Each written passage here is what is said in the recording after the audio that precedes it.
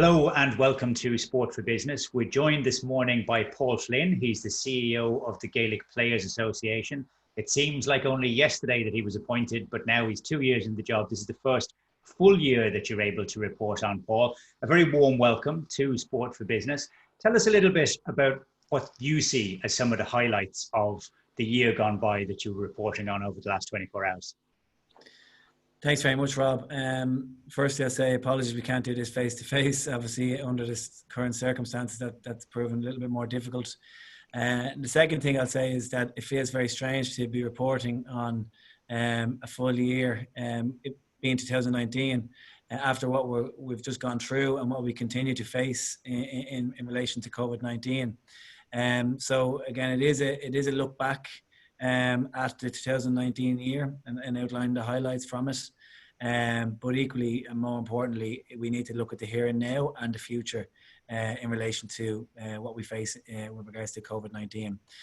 But from my perspective, one of the key things that is important to me is I suppose re-emphasizing, as opposed to anything else, our three key pillars, which is player representation, player welfare, and player development, and what it is that the GPA does, as opposed to what it doesn't do, and people's perception about what it should do. So I think that's critically important. And under the three pillars, if I was to give one highlight out of each, I think from a representation point of view, my first, this is my third annual report. I did present the first one only in the job a week, so it wasn't fully mine, obviously. But I did mention in the press briefing that day the importance of fixture reform. And the only way you'd find a solution to it would be getting everybody into one room and understanding everybody's interests and finding a compromise. And ultimately, over the course of 2019, that's what we were able to do with the fixtures task force, which we invested heavily in, and we still remain committed to that process and seeing it through. So that was one of the highlights of 2019.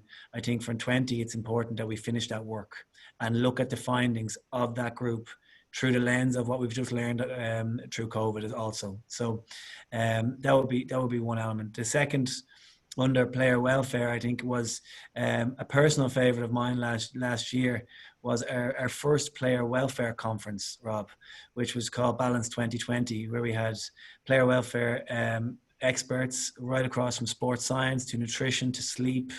We had people over from the NFL Players Association, we had physiotherapists and medical professionals from the Premier League, all given TED Talk styled presentations around best practice in player welfare.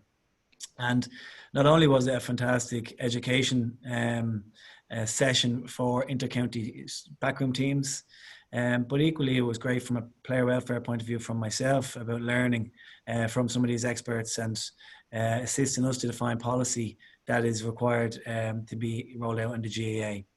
And then the third under the third pillar being player development, look, the striking figure there, Rob, is that we were able to increase the engagement we had with players by 31%. So to break that down a bit further, or what does that mean, I suppose, to the normal person who probably doesn't understand what the figure represents. 1,448 individual players came through programs last year, in 2019, through the GPA.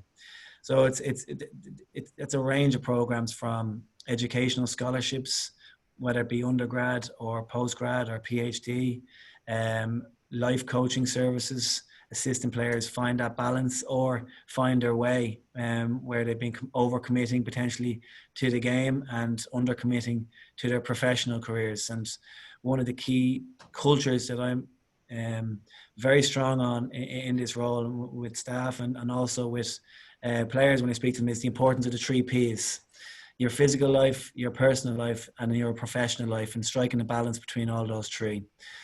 So under the three pillars, there's some of the key highlights. And then if we were to look at it from more of a financial and organizational point of view, Rob, the key number on the financial side is that 81% of our net revenue is spent direct on service provision, direct on programs for player development or player welfare for the players.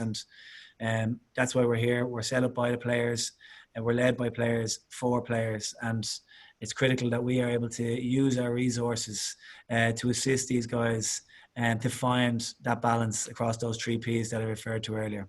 That 81% is very much in line with the GAA's stated aim of giving back 80% through to all of the units, clubs, counties, provinces. How is the relationship with the GAA over the course of what has been the strangest of the last few months? Yeah, I would say the relationship since I've taken on the role, I've invested heavily in the relationship. That does not mean that we always see eye to eye or we agree on points. But that's not the point. I think it's important that we have a strong working relationship. And all through COVID, I made it very clear to Tom, Brian, and to the GAA. We are here to help. We're here to support. We get through this one together because this is a crisis that requires collaboration and responsibility and accountability. So that's been the cornerstone of how we've responded through COVID. But equally, it's my style anyway in relation to how we should operate going forward. It should be a partnership model, Rob. You know, from all different sports right across the world, the Players Association and the national governing body have strong working relationships. There are times when they don't see eye to eye or they're negotiating or renegotiating different agreements. But equally, they understand that both need to coexist for the games to grow and to further enhance the games. Yeah, tension is healthy. It does lead to better ideas and better outcomes. The structure of the 2020 year and season has obviously been given much thought and has been played out over a multiple different scenario. We've got to the point now where we're playing out club championships all over the country at the moment, and then we'll be going into intercounty from the middle of October through to the sort of All Ireland final on the weekend before Christmas. How much of an input have the players had into how that was likely to be played out, or was it something that you and they were happy to sit back and say, well, look, we can't control many of these things. Let's just put it out there and see how it goes. I've been a part of the COVID-19 advisory committee since it's been established. Prior to it being set up, the dates were decided by the GAA. So we minimal input into that. However, we have presented findings from the players' feedback in relation to proper preparatory time before the games, and in relation to their preferences around structures also. Everything comes under the understanding that we are trying to condense a full year's season into a half a year, and we've notoriously struggled to fit it into a full year in the past. So it was critical to understand that and as a part of the overall process. But to answer your question, we have played a role in it, a role with all the other stakeholders within the association. And the club games have been going well. Nice bit of coverage. Unfortunately, not as many people as we'd like being able to actually get to the grounds, and the usual kerfuffle and hassle over getting enough pieces of paper to actually sort of allow you to go in. But look, these things have to be overcome. Were you out playing yourself with Fingalians over the weekend? I was, yeah. We won our first game, which was great. So we're out again now this day next week. So they come thick and fast. So you don't want to be picking up any knocks, that's for certain. They do indeed. And dual clubs playing on Saturdays, Sundays, Wednesdays, and every other which way. There wouldn't be time for any intercounty camps gathering, as we were hearing were supposed to be taking place all over the country, albeit without much evidence of it actually happening. There was talk of intercounty managers being upset and wanting to have the players in for 6 weeks beforehand, and condemning the fact that the club championships were being run almost at all. Was an awful lot of that paper talk, or was there some genuine sense that the intercounty game was a little bit too important to be pushed to the back end of the year? Personally, I think a lot of it was talk. We have to understand that there's a lot of people out there who who write around the GAA, and there's not a hell of a lot happening at the moment. So it's important to create stories for people to read.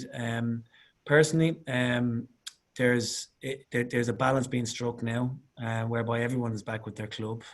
But equally, Rob, I think it's important to understand that there is a gulf between club and intercounty, and the preparation that's required to perform for A, the extra 10 minutes, and B, with a group of people that are better conditioned and of a higher standard. So we need to respect that too, and acknowledge that from a player welfare perspective, to ensure we mitigate against risk of injury, that there is the appropriate preparation time. So I understand where the intercounty managers are coming from in that regard, and in the main, they're being led by the sports scientists or the medical professionals around them. So I do feel that there needs to be a commonsensical approach to this. But as alluded to, the club is now in their period, and there's plenty of games.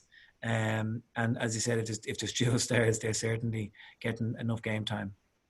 Yeah, I know you like a bit of American football like I do. There was a story last night about how a number of the senior players with the New England Patriots and various other teams as well have chosen not to go back in again this year because they've either got young kids or elderly relatives, and they've chosen not to take part. Now, the United States here in the end of July is in a very different place to where we are in Ireland. But have you heard of any players at club level and at intercounty that have felt that actually they're not comfortable about going back into a team and a training and a physical contact environment?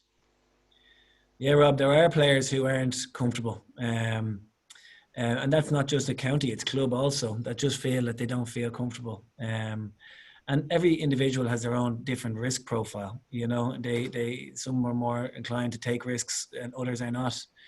But in a survey that we conducted only, I'm going to say 3 weeks ago now, the exact date I can confirm. But ultimately it was when we had the dates confirmed. We had just shy of, or just over 400 players who had identified that they were unsure about whether they would be committing, and they just wanted to understand how it was going to play out. So it's a striking number, and we've taken measures now internally to educate these guys about the return to play, the protocols, and we held a podcast last week with Mary Horgan, the infectious disease specialist who has been part of the COVID-19 committee and has been a fantastic addition, and really guiding us. But we had a questions and answer session with Mary, helping to alleviate some of those concerns, but equally acknowledging them and understanding them, and that there is a risk. We see that there are cases cropping up across society, and obviously with the amount of people in society who play GAA, they're going to crop up in GAA clubs as a result. So we just need to continue to monitor the situation. We need to continue to follow the protocols, and hopefully if we can do that as a society, within sport we'll be able to continue, and more people will opt in as opposed to opting out. So if we keep on doing the right thing, keep the doctors doctoring and keep the players playing, that hopefully we will get to the right end of things. I see you've got a lovely background there of a jam-packed Croke Park Stadium, taken from a vantage point on the hill, which I'd be quite familiar with. The sense that we're going to have a championship like never before is something that is something that a lot of people are concerned about. That, you know, this could be the year of Mayo, it could be the year of Kerry, it could be the year of Dublin 6, but that there will be considerably fewer people able to see it than we can see behind you there at the moment.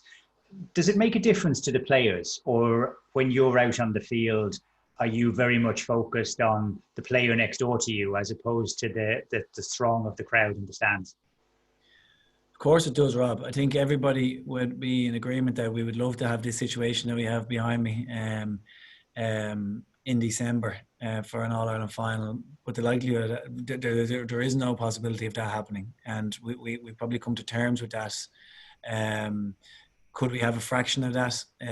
Hopefully is the answer there. And it just all depends on what I said earlier around following the protocols and keeping the rate of transmission below 1, and being able to monitor and follow the guidelines ultimately. So from a player's perspective, yes, obviously they prefer to play in front of a packed crowd. It's one of the main attractions of playing inter-county, is playing at the top level, in a high interest environment. But equally, I think everyone is adapting to what's happening at the moment, and we're watching sports now with no crowds there. We're participating at club level with ultimately no crowds there. So I think they'll understand the environment and the circumstances that we are faced with. Okay, just one last one before I let you go. One of the highlights of the year is naturally the PwC All-Stars, both for the big event, which is unlikely to happen, and for that piece of history for the individual players to be, to be celebrated and recognised by their peers.